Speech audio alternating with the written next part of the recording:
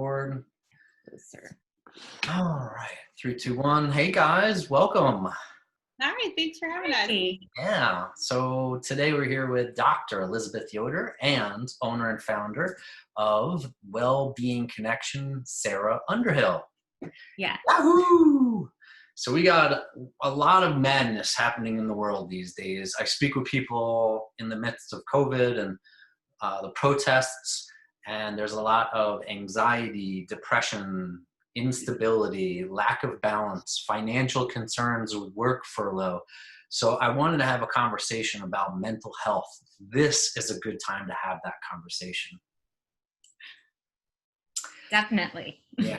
So, first, why don't we start just with a little bit of background. Sarah, what does your nonprofit, the Wellbeing Connection, provide? So we are a new, pretty small nonprofit, and our mission is to bring more resources, support, and connection to our community in terms of mental health, education, and reducing stigma. And really, reducing stigma comes from talking about it, connecting, educating, all of that. So we just really want to get a conversation going in our community and get people connected to the help that they need. Yeah, it's interesting because when I talk with people and I ask a very specific question because I'm such a EQ, emotional quotient kind of guy. I say, how are you feeling? People say, how are you doing? I always say, hey, how are you feeling? And then when I talk about, I've been kind of icky. It was raining for a bunch of weeks and I feel isolated and I'm not socializing enough.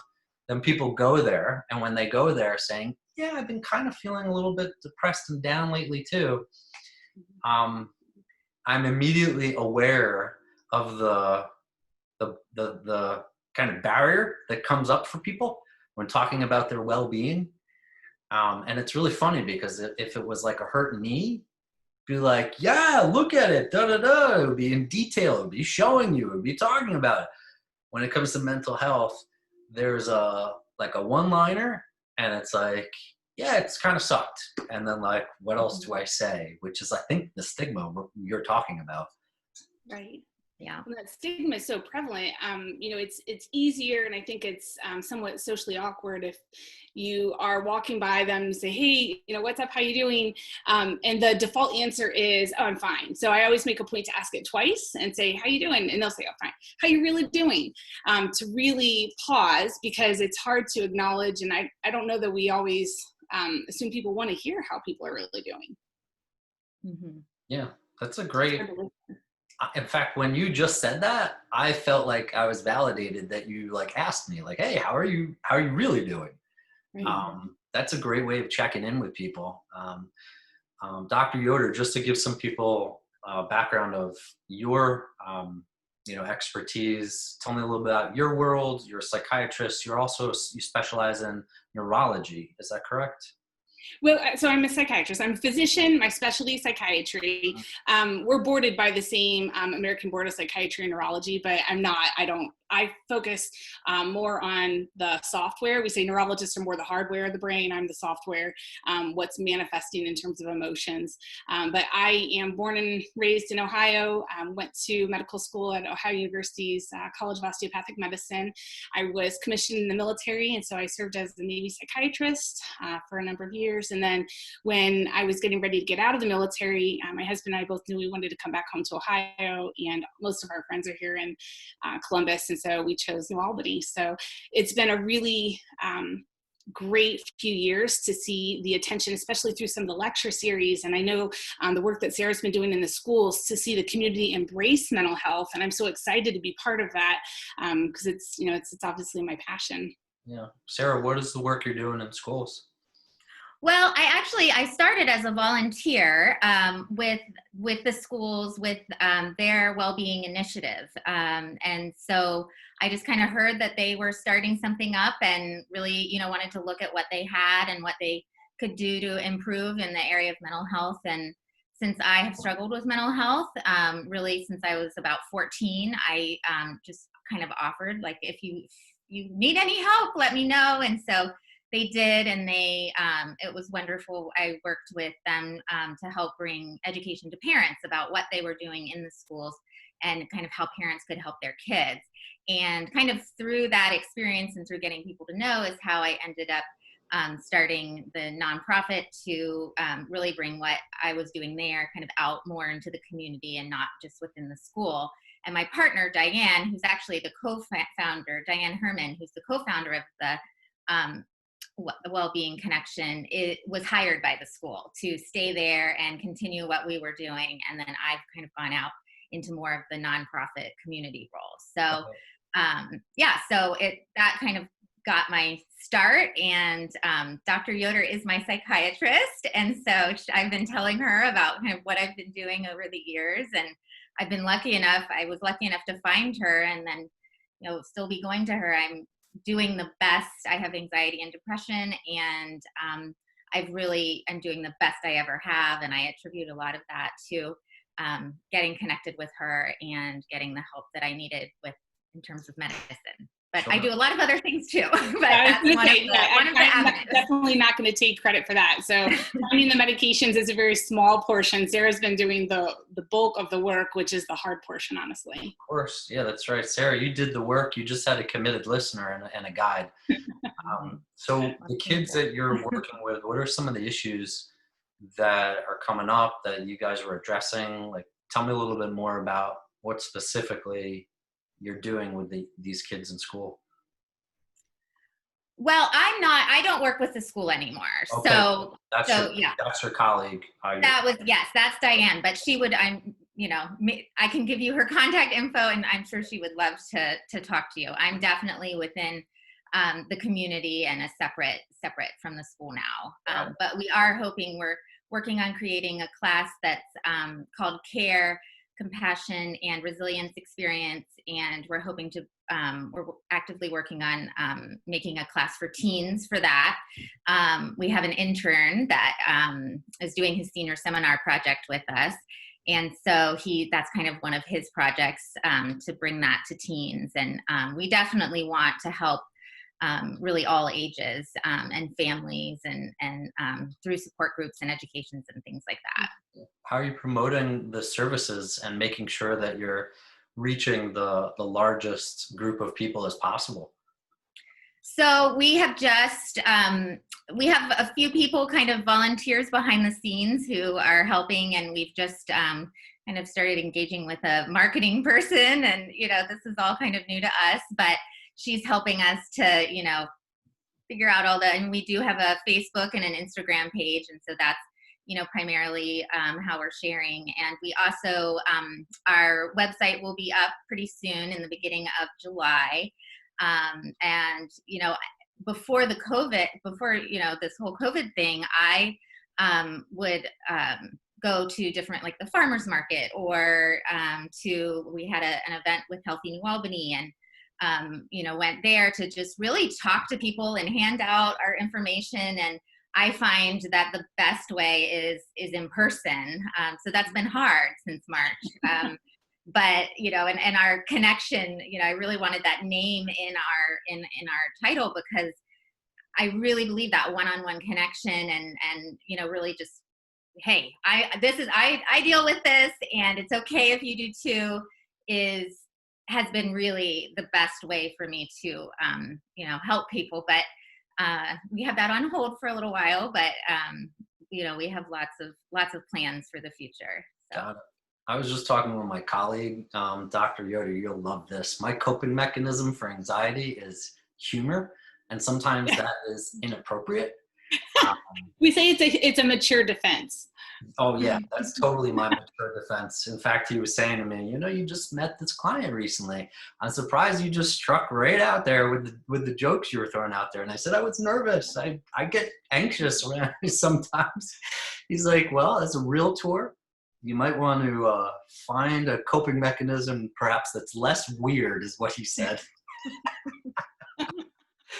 Oh, he said, Nothing like, honest feedback, huh? I said, hey, I'm human. You know what? This is my brand of crazy, and thankfully my clients love me. So, Doc, tell me, what are you seeing these days? What's the What's the most common thing people are coming to you about? Well, I was not wanting for business before all this happened. So, and then when the isolation and quarantine started, my no-show rate has been almost zero. So some of that I think is because I switched over fairly quickly to a telehealth platform. So now I'm seeing patients 100% via telepsych. So it's easier for them to answer their phone or to jump on an iPad and connect with me. But across the board, I'm hearing an increase in depression and anxiety. A lot of that is subsequent to social isolation. So I'm one that preaches the importance, like what Sarah saying about connection and intentionally reaching out and finding those people who are positive support networks.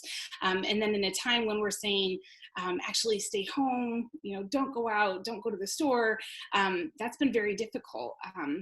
It's kind of interesting. I've had a subset of my population who is very anxious and doesn't like to go out anyway, who are thriving because this is the world that they like to live in. So we've been talking a lot about how they still have to be very intentional about going out so they don't get too comfortable staying home. But then the other impact has really been the impact of financial distress. A lot of my patients have lost their jobs, or they've had a very difficult time just making ends meet. So it's been kind of hitting from all realms, which is hard because I don't have a medicine to fix that. So we're doing a lot of talk about coping skills and stress management, and still the importance of, even while you're at home or out wearing your mask, to reach out and to try to be connecting with other people. Because that's, we've got to be very intentional about it right now. It's very difficult. Yeah. I wonder what the longer term impact is of COVID on people's well-being. Like, Right. there's probably an impact that we haven't even considered. I know that a lot of my colleagues who are doing research right now are gathering data about the increased number of patients who are experiencing suicidal thoughts and suicide attempts. It's something I think that we're going to be seeing a lot of evaluation of this time period for a long time to come. There's a lot of things we have to research because, and it's interesting because I keep telling patients, they'll say, well, I don't understand why I'm so anxious. And I'm thinking, we've never had a time where you're dealing with a worldwide pandemic and, protests and civil unrest and then murder hornets and all these kinds of things at one time. How would you have known how to cope with that? That's not a typical situation. So we're having to do a lot of reevaluation and expectation resetting. So it's a lot of intense work. Yeah, that is. I was thinking also, when you feel anxious, of course, as a man, I immediately go to libido. I bet there would be a lower birth rate in 8 months, 9 months from now. I don't know. I think my OB friends may disagree. I don't know. Okay. When they're stuck home, I don't know. There's, sometimes then there's just not a lot of other things to do. But I guess we'll see. We'll have to track that data in 9 months. You're absolutely right, because when people are home, or there's the economy has a depressed economy and just people are together, there is a spike in birth. So you're right. Yeah, it'll be interesting. But you're right. And I do tell people that libido sometimes is something that will fall off, especially when individuals are really intensely experiencing depression or anxiety. And I always liken it back to that Maslow's the triangle of needs, right? So it's like the very basics are food, shelter, those kinds of things. So that's something that, intimacy is important, but at the same time, it may not be vital to daily existence. So maybe it's an individual thing. Yeah. How do you guys plug into gratitude? Like, I know that that's a big part of getting peak performance, getting out of your own way. How do you guys plug into that? Well, I do most mornings, although I can definitely say I'm sometimes I'm better about it, sometimes I'm not. This past week I haven't been as great, but I try to do a yoga practice and meditation and journaling, and that seems to be kind of my trifecta of what really my self-care things, that if I'm doing those, I'm feeling pretty good. And when I journal, I do try to, just kind of write about what I'm thankful for, not just all the things that are bothering me, which can kind of take up a lot of it, but I mean, definitely, I've read a lot about gratitude and how it really can help your mood and your resiliency and all of those different things. And so it's one of those things, it's kind of awkward to do sometimes, or a little, or maybe you just forget it. But I think I've at this point read it so many times in so many different articles and books and just research that I've done that I'm like, okay, I get it. Like I keep seeing this, I have to do it. So but definitely, I think that when you do practice it that consistently, it becomes part of your daily mindset. So that is now your new default, right? That we look for the positive, we look for the things that I'm grateful for, and that can be that's a whole cognitive shift or a shift in thinking, which directly affects our mood all day long. Yeah, I think people are lazy, myself included. 70% of America is obese. There's a reason. There's more than enough free access to wellness, physical and mental tools. I just think people are lazy.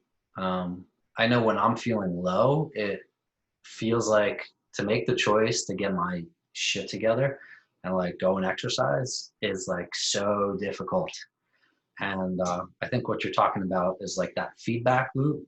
Just starting is the hardest part. The first step. Yeah, I was just sharing with one of my colleagues earlier this week. You had asked me earlier, Marc, about checking in. I've got a lot of psychiatrist friends that I'm constantly in communication with, and I had a really challenging week in clinic over the past week and a half, and I reached out to one of my friends, and she was asking me, have you been working out? And I thought, no, I have not. That's fallen off my daily list, and I know that that's one of my go-to stress relievers because I tend to get on the lazier side then, and I'll think, I'm just going to kind of sit back and grab a book and be sedentary, and that's still a coping skill, but it's probably not the most effective or health conscious one. Yeah, mine is biking. I was just biking on Alum Creek earlier this week, and it reminds me of being 6 years old. Oh, yeah. Like feeling the wind, smelling blacktop, listening for the ice cream truck, like having no cares, no worries in the world. And I was saying to myself, man, this is awesome. I should probably do this more often. You got that dopamine going. That's one of those things. It's a feel-good chemical. Yep. Yeah. Absolutely. But I would say, like having, been depressed many, many times in my life, I think calling myself lazy is a way that I'll get into one of those really bad like loops in my head and, really, really get down on myself. And that's kind of how then I keep going lower, lower, lower, so if I kind of the shift that I've tried to make in that is, I'm not feeling good. This is why I'm not doing that. And what's the smallest thing I can get myself to do? No, it's not getting my bike on my car, going to Alum Creek, like a whole, but can I walk around the block? Can I, and that kind of then can lead to, it's just always these kind of go down, go up and just, kind of these incremental things that you can do. But positive self-talk for me, because forever I had super negative self-talk, but it's kind of part of that like gratitude mindset shift where, okay, well, I'm not doing that, but look at all the positive things that are going on. And, I just try to not go down those roads anymore because it doesn't lead anywhere good. It's a great reminder, the 1% rule, that if you just shift 1%, after a while, you're drastically, there's a real contrast from your baseline. I think a lot of people, myself included, probably get overwhelmed at the prospect of needing to put the bike on the thing and drive and get the this and the that, when just take an action. How about just go out, get some sun and walk around the block? And then building blocks. And I think that's what habits are. I think a lot of people don't have great habits. I've built really good habits in some areas and not such great habits in other areas. And what I'm learning to do is try to link the really good habits with the not so good habits so that it's part of my feedback loop. Well, that kind of leads on to, I'm always talking in clinic about this concept of resiliency and the ability to withstand stress when we go through periods of time where there's a lot of things coming at us. And the more that we're able to intentionally focus on the habits that build us up. And this is where I was going to talk about that fat mattress theory. So if I've got a lot of things that have built up my resiliency and my mattress is nice and fat and thick, stress happens and I bounce a little, compared to if my resiliency is very low or shallow, and one stressful thing happens, somebody, cuts me off in traffic and I start losing it and having a breakdown. It's the difference, but it's that day-to-day intentionality of setting up the structures and the behaviors and then being very consistent about them. So for myself, I'm a little bit neurotic. I own that. I have to write things down. I've got a list of things that I have to do on a daily basis in order for my mental health to be stable, so that I can be the best psychiatrist I can be for my patients. And that's that self-care that begins with me. So what do you guys think? Does pain motivate you to take action, or the seeking of pleasure? I'm motivated by public shaming. So that was, I think, why when I was in the military, just knowing that, having people, if I'm the last runner and having someone come and run at me, that will motivate me to go faster. So I need to have that kind of outward maintaining of expectations, or my friends checking in on me. Hey, how you doing? Are you doing the things that you said you do? So I don't know if it's pain or pleasure or just fear of others' expectations or judgment, I guess.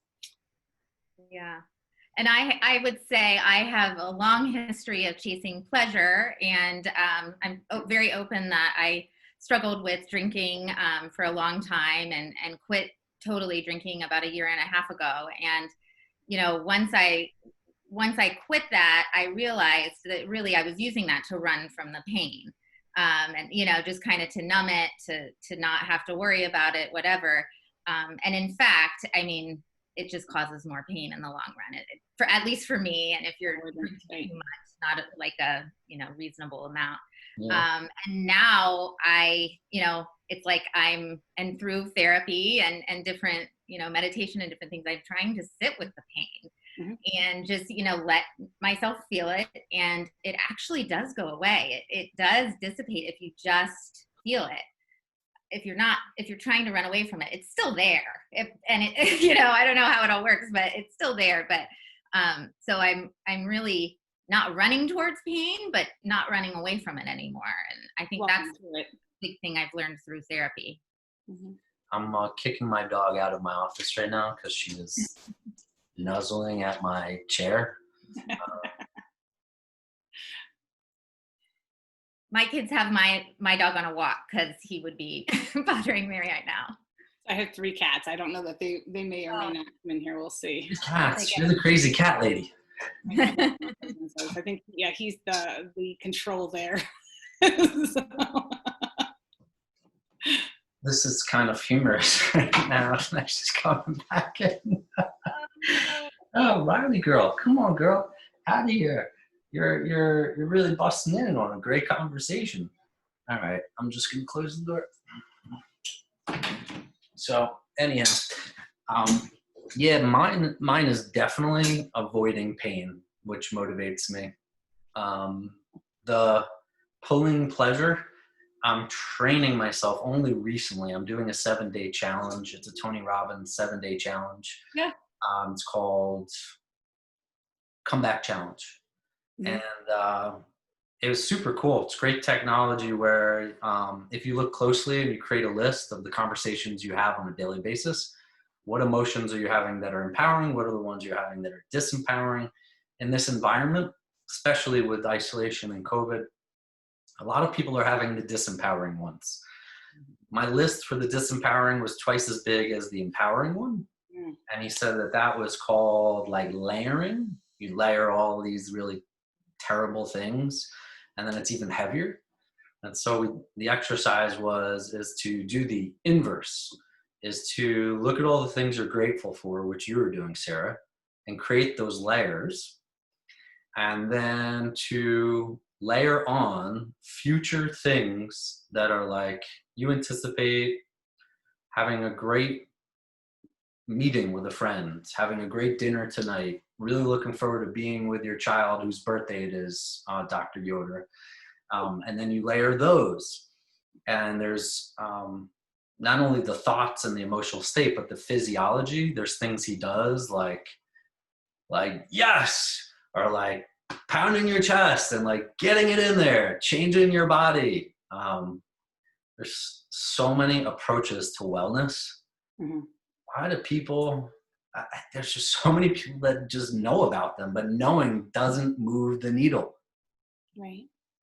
I mean, It's hard work. And that's the difference between, we talk about intellectual insight, meaning we know the things that we should be doing, and true insight, doing the things that we know we should be doing. And that's a very different, a lot of length between the heart and the head and the heart. Yeah. Yeah. And something I can say, just like with having been seeing Dr. Yoder for 4 years, like when you are at a really low place, you're likely not doing a lot of those things that you could or should be doing, just because it's so hard to get yourself motivated, and you just feel so bad. You're just kind of existing. But sometimes people benefit from medicine because it gets you to a place, mental health wise, where you actually can do some of those things. And what I would say is, like, medicine didn't totally fix me. Like, I still have anxiety, I still get depressed, so I do have to do those self-care activities, but it got me to like a baseline where I have the energy. I have, I just have those different things to where I can actually do them. Yeah. But before that, they were very much just. I think that you're exactly right, because it's the medicine. I always tell patients that, especially with anxiety and depression, the medicines are maybe 30-40% of getting better. So it gives you the ability to, the motivation or the energy to lean into the hard work of therapy, and to be able to have enough motivation or drive, or to sleep well enough that you can wake up feeling empowered for the day, to get up and to go do yoga or to go for a walk. But that's the way our brains work. When you're feeling depressed, your brain seeks out information that supports and sustains that mood. So if you're feeling low, this kind of weird way our brain works is it seeks out all the scary and the bad and the horrible and the ugly things going on, and it reinforces that negative self-esteem, like, oh, I'm worthless, I'm hopeless, I should never even do this because I'm just going to fail again. And so part of that therapy then is recognizing, like Sarah was saying, oh, I've got that negative thought, I need to catch it, and then reality test it. Is this accurate or is it inaccurate? And then deciding, if this is inaccurate, how am I going to correct that thought? Or if it's accurate, and I need to take some, some efforts to address that.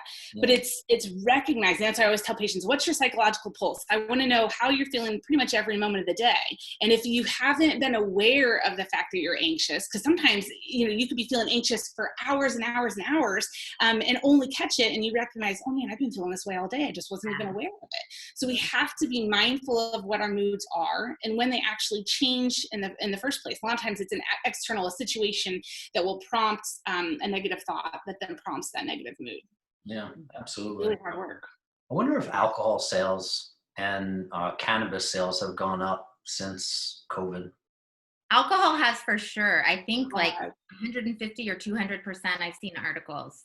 I don't know about the other. Yeah, it's hard because, and substance abuse is such a serious topic. I've had a lot of conversations with my addiction medicine colleagues that during this time where people's normal access to their supply, so to speak, has been altered. So if you know that you normally go to somebody to purchase this, your cannabis or whatever substance of choice, and now that person is no longer able to sell it to you, we've had a huge increase in terms of overdoses because people have been then going to different routes and they're not necessarily as familiar with the substance. But then in other states, I know that there was some talk about just stopping alcohol sales altogether, which was also very concerning to us as physicians, because then you put people in the very real and dangerous situation of possibly going through withdrawal. And alcohol withdrawal is fatal. It's one of the 3 substances that you stop abruptly, and if you've been drinking long enough, that can kill you. Yeah. So it's hard, but that's what we tend to, as humans, we fall back on our coping skills, right? And so if alcohol is your go-to coping skill and you're in a time of stress, that's the thing that kind of pops up. And that's why I'm such an advocate for developing these positive coping skills, so that when you get in a stressful situation, the thing that pops up is that adaptive or beneficial coping. So that's why mindfulness is such a great thing, because even in the middle of a worldwide pandemic, I can practice that skill and it can keep me centered. I don't ruminate about the past. I don't necessarily worry too much about the future because I'm focused on just staying in this present moment. Yeah, no, I'm like 80% past, 5% future, and whatever remaining is my present. One thing I do know is having young kids, there is no past or present or past and future. Yeah. So present moment that when I look in their eyes, I'm reminded that I'm not really looking back. And it triggers me immediately that, oh, I'm not really looking. I'm like kind of present and looking. So yeah, I was Hard gonna. with electronics around. There's a lot of people I think that are parenting with, while they're, on the phone and their kids are kind of playing among them, and kids are demanding attention. So it's very easy to kind of escape and to not be present. There's a lot of things vying for our attention in that regard. Yeah, yeah. I was gonna say to Sarah, I stopped drinking 3 years ago after I saw a family member get real drunk. And I was like, man, look how emotional they're being. I lost my mom recently. It's not so recent, it's 5 years ago, but the instance was like, wow, there's a lot of emotion around loss as a result of drinking. I was like, okay, that's like a flag sign. If I'm kind of an anxious dude and I'm sensitive to depression, especially in the wintertime. Right. Why am I going to mess with that? Especially since I was starting my new real estate business 4 years ago. So I just said, you know what, I'll stop. And just like you, I said, I'll just take a week off. I'll just take a month off. I'll just take a year off. And then you feel so good. Like, and it was actually my dad died. He died 5 years ago also. And it was his death that prompted me to quit. I thought, I want to be here. It kind of made me drink more, and and I was definitely using it as a coping mechanism, and it definitely got worse. And then I thought, I want to be here for my kids. I don't want them, to die. I don't want to die that young, and so that's one of a major cause of a lot of illnesses, and I want to be here. So, and I had no idea how much my life would improve, but That 5 years later, I feel the best I ever have. I think it makes everyone feel crummy, but everyone has different baselines, such that those people that drink a lot, they're just used to kind of feeling, like, I don't know. I know a couple buddies that drink pretty hard, and I'm like, how do you wake up the next morning just like feeling fresh and like lively? And I guess that's their baseline. They're maybe not as sensitive as I am. Right. Well, and there's the reason why alcohol and some of these substances is so difficult to manage is because you do build up physiological tolerance. So your body's used to functioning at this level. It's used to having that much alcohol in your system. And in fact, it feels weird when they don't have that level in their system. So, there's this process of adaptation. And it can be very slow and insidious. So, before where it's just one drink, now one becomes two becomes three, now it's every day. It's very subtle. And, let's be real, in our culture, it's absolutely celebrated and it's encouraged. So I was having so many conversations with my patients when we were having the daily briefings with Governor DeWine and Dr. Acton in the Wine with DeWine at 2:00 in the afternoon. And I was horrified. We should not be drinking at 2:00 in the afternoon. And it wasn't just it's socially acceptable. It was celebrated. There was merchandise and there's all these things that are being out there and encouraged. And I'm kind of, standing on the hill saying, no, this is a maladaptive coping skill. Let's do something else. Dr. Yoder, you sold those wine with wine shirts from your office to your patients. Definitely no, not. I did have a couple patients come in and they knew I wasn't going to be real happy about that. So, and just being mindful because my Zoom has a 40-minute limit. So we have 3 minutes. I wanted to get to some calls to action. So Sarah, for the well-being connection, where can people go today if they want to take an action? What are some resources that you use that are like, try this out. You're going to feel real good today.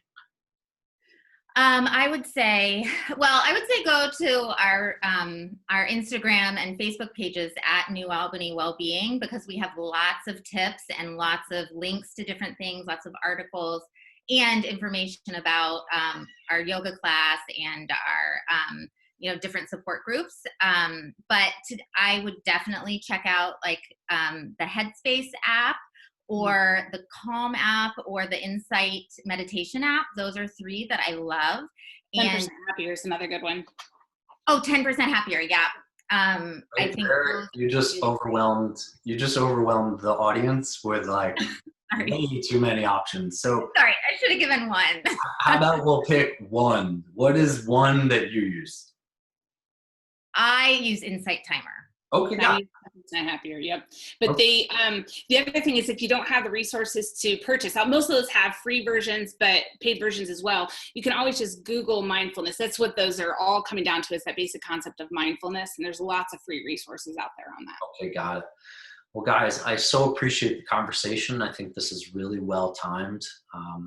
And then for Dr. Yoder, if they do wish to have telemedicine with you, what sites do you participate with? So I'm the chief of psychiatry down at Licking Memorial Hospital in Newark. So right now, because of the fact that we're understaffed, I'm seeing patients in Licking County that check back in with me in about 6 to 9 months. We just got a new psychiatrist hired come July. So I hopefully will be able to take referrals by then. But that being said, you can always contact your insurance plan or talk to your primary care physician. A lot of times medications can be safely managed initially by a primary care physician. And if it requires additional resources, then they can always refer to a psychiatrist. Awesome. Guys, lots of love. Thank you so much for joining me. Thanks so I'm much Marc, for having us. broadcasting live from New Albany. Hope everyone stays safe and healthy. Be well.